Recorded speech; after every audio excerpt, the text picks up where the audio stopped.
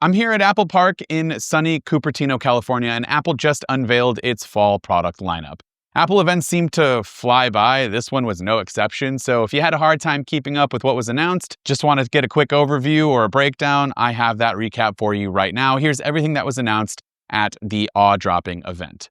But before we get into everything, real quick, I just want to let you know, please subscribe to the channel. We're going to have tons of coverage on every single device that you see in this video. We'll have videos over the next few months. Software, hardware, everything. So please be sure to subscribe to the channel. It means a lot. Let's start off with the star of the show. This wasn't quite the order that Apple went into, but the iPhone Air was the star of the show. This is Apple's thinnest and lightest iPhone to date, and it's impressively thin. It's 5.6 millimeters thick, so it's not quite as thin as the 5.1-inch iPad Pro, but it's way thinner than the iPhone 17 and 17 Pro models. Weighs in at 165 grams, which makes it 34% lighter than the iPhone 17 Pro Max. It has a 6.5-inch display, ProMotion, and a titanium frame that Apple promises will not bend, so that's good news. It's using Ceramic Shield 2 for the front and the back, which Apple says brings better scratch resistance and drop protection. As expected, there's just a single lens wide camera, but it does have the 2x fusion zoom as well. There's an A19 Pro chip, and Apple-designed Wi-Fi and Bluetooth chip, which is now called the N1, and a new Apple modem, which we had the C1 in the 16e, but this, for the iPhone Air, is special, and it's called the C1X. There's an 18-megapixel front-facing camera that's all new with center stage, and has some fancy new selfie features, and it has all of the typical iPhone bells and whistles like emergency SOS and crash detection. Now, let's talk about battery. People are going to wonder, how is the device this thin going to hold up? Well, this thing gets up to 27 hours of video playback, which is 3 hours less than the iPhone 17 Air, but Apple is selling an exclusive iPhone Air MagSafe battery pack, and it can only be used on the iPhone Air. There are a couple of other compromises too, along with the battery life, like slower MagSafe charging, but at least it has MagSafe charging. But all in all, it's a cool new design, and it starts at $999 for 256 gigs of storage, so about $100 more expensive than the iPhone 16 Plus. Just want to take a quick break to let you know that this video is sponsored by ESR. Most of you know I don't usually keep a case on my iPhone. I love Apple's design too much to cover it up, and just the way it feels without a case is kind of how I use it on a daily basis. But when I'm traveling or in situations where drops and scratches are more likely, there are two accessories I never skip. I mean, I am always using a screen protector, and then I do, in fact, throw on a tough magnetic case. So this year, I'll definitely be using ESR's Armorite Pro Edition screen protector and their Cyber Tough magnetic case for iPhone 17. The Armorite Pro is made with accessory glass by Corning, the same glass supplier that Apple has used since the very first iPhone. It gives you 2x scratch resistance, reduces scratch visibility by 25%, and thanks to an anti-reflective coating, it cuts glare in half for crystal clear viewing. And the best part is the Ultra Fit tray makes installation a flawless two-step process. It's dust-free and bubble-free every time. On my 16 Pro Max, I'm currently using an ESR screen protector, and you can just see how flawless it is. Installation is so easy.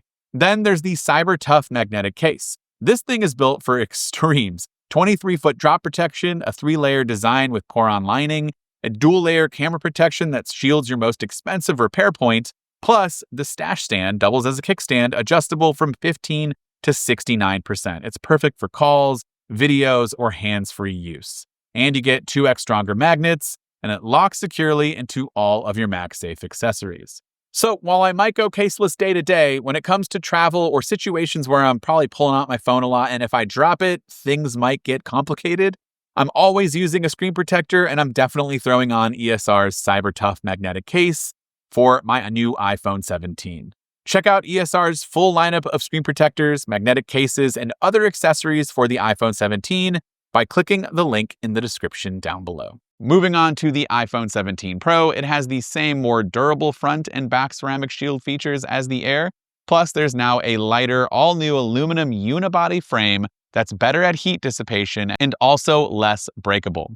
The heat dissipation feature goes along with the new vapor chamber cooling system, which is a fancy new way of saying there's a little bit of water embedded in the iPhone 17 Pro that helps keep the new A19 Pro chip cool for better sustained operation, which honestly, my 16 Pro Max has been getting so incredibly hot, I cannot wait to test this out. The iPhone 17 Pro has Apple's best version of the A19 Pro with a 6-core GPU and a 6-core CPU, which is one more GPU core than the A19 Pro in the iPhone Air. The display size hasn't changed, still 6.9 inches, but the design has. There's a rear camera plateau that houses 3 cameras and provides more space for the battery. There's a 48 megapixel wide, 48 megapixel ultra wide, and 48 megapixel telephoto lenses. The telephoto lens is the big deal here, and it supports both 4 and 8x optical zoom, along with 40x total digital zoom.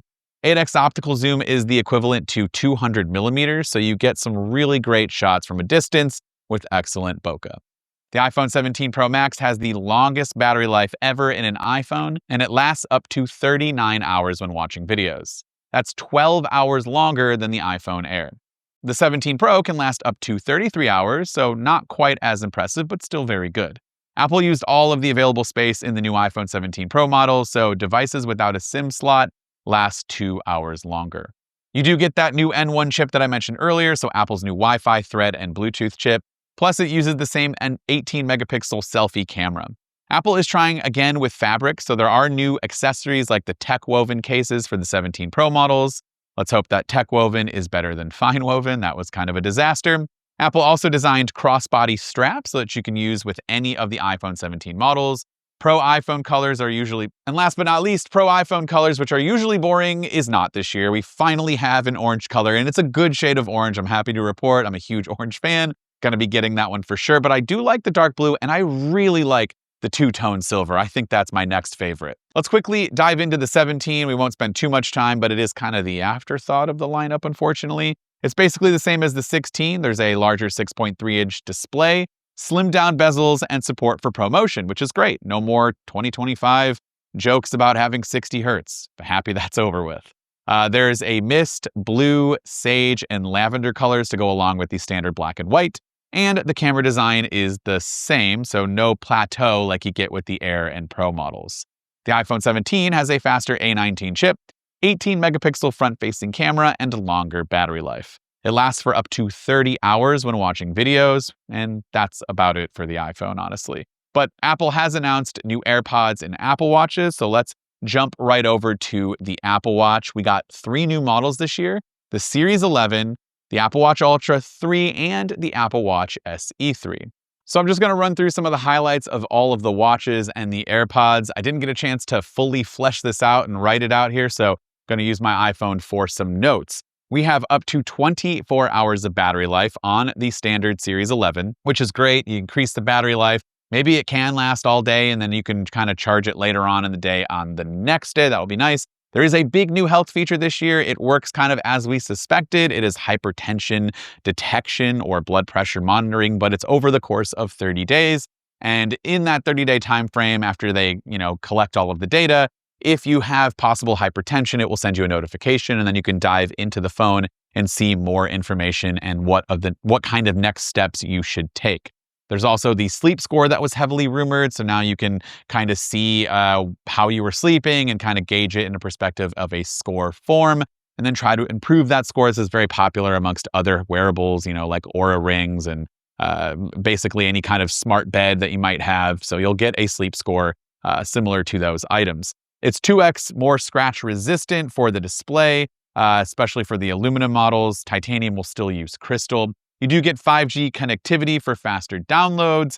There's a redesigned cellular antenna to increase signal strength, and it still starts at $399. The Ultra 3 is basically the same as the 11. So we get all of the things that I mentioned before, especially the things from the Series 10. So you do have that wider angle OLED, so you can see from different angles. Is a little bit brighter, very reminiscent of what we had last year with the standard model. You do get the 1 nit refresh rate. And so then you'll have the always on second hand going, so you don't have to lift your hand up to see the seconds tick. You do get the largest display ever in an Apple Watch, which is always nice. It's been increased, but not the casing, just the bezels were increased, or decreased rather. You get up to 72 hours of battery life in low power mode, 20 hours with continuous outdoor workout tracking. 15-minute charge gives you 12 hours of battery, and you still get that same price point of $799. And for the SE3, this is a really intriguing option. I think this is a pretty big upgrade from the 2. So basically, it has the S10 chip, same as the S11 and the Ultra 3. There was no changes there. You get the sleep score, you get sleep apnea notifications, which was over the last year's model got that new health feature. You have wrist temperature and vitals going on, which was a feature a couple of years ago. You now finally have always on display for the SE3.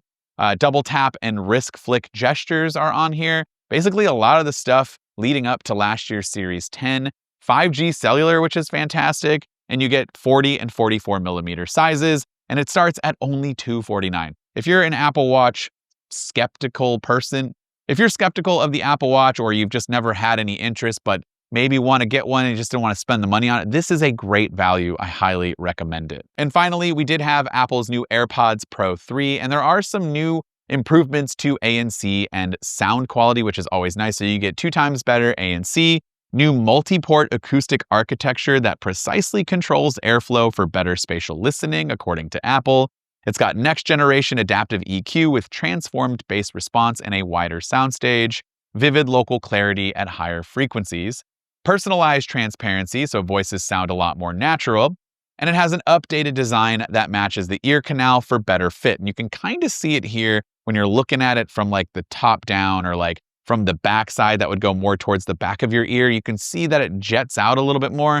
There's like a new tip system here, and you have a bunch of different sizes like you did before. And if you look on the back of the AirPod, you'll see here we finally have the heart rate sensor. So similar to the Power Beats you now get on the AirPods Pro 3, you have the heart rate sensor for heart rate tracking, and you can track over 50 workout types like what you would do on your watch. You can do without a watch, just simply your AirPods and your iPhone. And you'll have live translation for in-person conversations with real-time translation, which is absolutely fantastic. A real game-changing feature. I can be talking to somebody across from me, and if they're wearing AirPods Pro 3, we can both have live translation happening at the same time. But if the other person does not have a pair of AirPods Pro 3, which is probably more likely, I can show them my phone and it'll translate what I'm saying and can be displayed back to them, and then I'll get everything happening in my ears through the AirPods. There's a new 8-hour battery life, which is up from 6 hours, 10 hours for hearing aid mode with transparency on. And again, you do have the 5-tip ear sizes, including a new extra small size. IP57 water and dust resistance for those extra sweaty workouts, and it's still only priced at $249. Let me know what you think about everything that Apple announced in the comments down below. And of course, be sure to subscribe to the channel so you don't miss any more of my upcoming coverage. I'll be going hands-on with every single device you see here, so be sure to subscribe so you don't miss it. This has been Dan with MacRumors. Thanks so much for watching, and I look forward to seeing you around in the next video.